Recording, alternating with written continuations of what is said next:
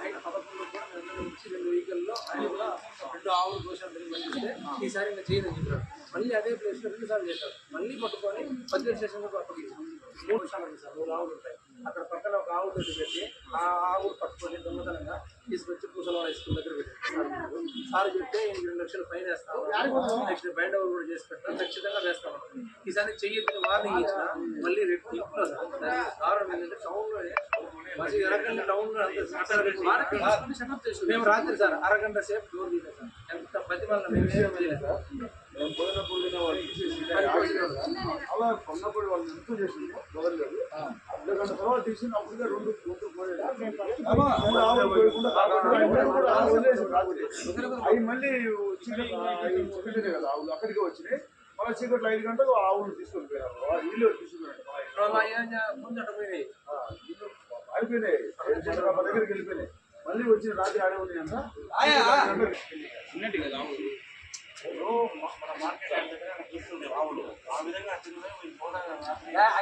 వచ్చేసి రాత్రి మనకు 10 నిమిషాల కల్లా ఇష్టపడి రాత్రి 57 ఆవులు ఉన్నాయి. మేము పద్ధతులు 57 ఆవులు వారం రోజులు తాకినాం. 4 లక్షలు ఖర్చు అయింది మాకు. 57 ఆవులు అదే అన్న 57 ఆవులు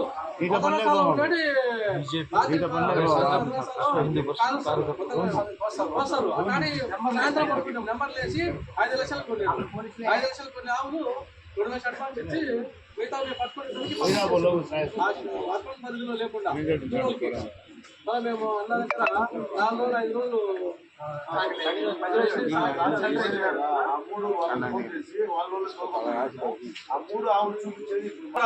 సాక్ష్యాలు బలంగా ఉన్నాయి, వీడియోలు ఉన్నాయి, అన్నీ ఉన్నాయి. దొరికినాడు. దీన్ని పటిష్టంగా చేయకపోతే అట్లా చట్టం పటిష్టంగా ఉంది. మీరు చట్టం అమలు చేయాలంటే దీన్ని అమలు చేసి అతనికి ఎటువంటి బెయిల్ లేకుండా నాన్ బెయిల్ చేసి కఠినంగా శిక్షించాలా.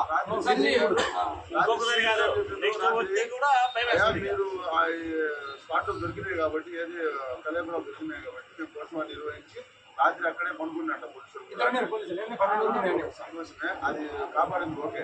3 ఆవులు పట్టుకున్నాయి కదా, ఈ ఎట్లా పోయి అనేది వాళ్ళే చెప్పాలి. వాళ్ళు ఇక్కడ ఉండేది రాత్రి 3 ఆవులు తప్పించుకున్నాయి సార్.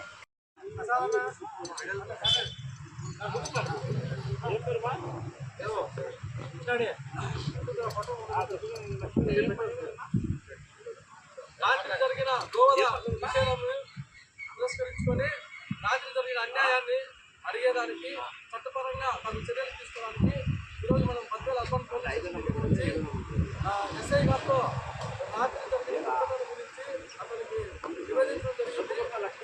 ఖచ్చితంగా ఏదైతే గోవధ చేశారో ఆ గౌప్ అనే వ్యక్తిని మేము ఖచ్చితంగా శిక్షించి ఎఫ్ఐఆర్ ఫైల్ చేశామని చెప్పారు. ఎఫ్ఐఆర్ నెంబర్ 101/2026 ఎఫ్ఐఆర్ ఫైల్ చేసి ఈరోజు పశువుల ఆసుపత్రికి వెళ్ళి రిపోర్ట్ తీసుకొని పోస్ట్ మార్టం రిపోర్ట్ వచ్చిన తర్వాత అతనికి తగిన శిక్ష విధించి రిమాండ్ పంపిస్తారని మాకు మాట ఇచ్చినారు. కానీ చట్టము గోవధ నిషేధ చట్టము చాలా పటిష్టంగా ఉన్నప్పటికీ దానిని అమలు చేయడంలో విఫలమవుతున్నారు. గత 4-5 సంవత్సరాల నుంచి కూడా ఆవులను చంపుతూ ఉంటే మనము చాలాసార్లు కంప్లైంట్ ఇవ్వడం జరిగింది, అప్పచెప్పడం జరిగింది. అన్ని సాక్ష్యాలతో నిరూపించినా కూడా దానిని కొంతమంది వ్యక్తులు దాన్ని నిర్వీర్యం చేశారు. ఈసారి ఖచ్చితంగా అతను రౌప్ అనే వ్యక్తిని మధ్యలోని పలు ప్రాంతాలలో ఏరియాలు మారుస్తూ గోవధ నిషేధమే అతని వ్యాపారంగా సాగిస్తున్నాడు.